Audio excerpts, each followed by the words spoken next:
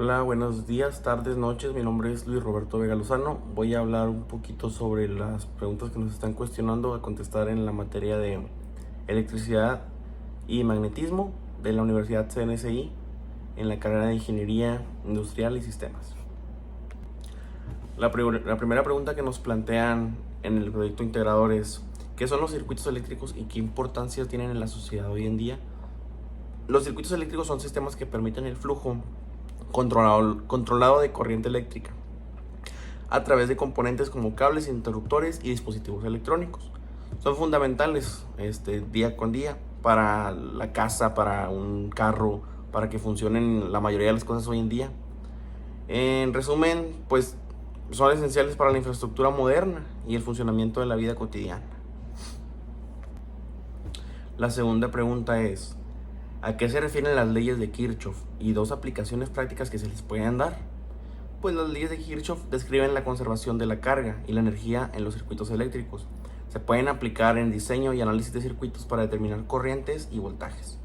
Dos aplicaciones prácticas son la ingeniería eléctrica para diseñar sistemas de distribución de energía y la electrónica para diseñar circuitos integrados y dispositivos electrónicos. La tercera pregunta es: ¿qué son las fuentes de alta tensión y cuál es su función en los circuitos eléctricos? Las fuentes de alta tensión son dispositivos que generan voltajes elevados. Normalmente nosotros manejamos en las líneas de alta tensión 34.500 volts.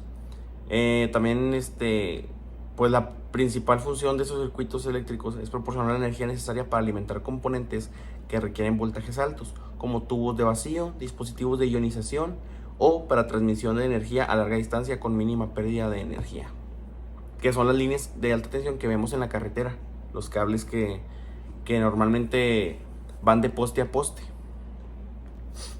La cuarta pregunta es: ¿cuáles son los métodos de análisis de circuitos eléctricos?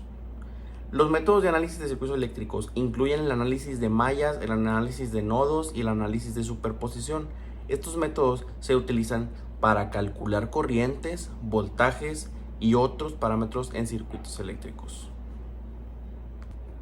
Y nuestra última pregunta: ¿cuáles son las aplicaciones del capacitor?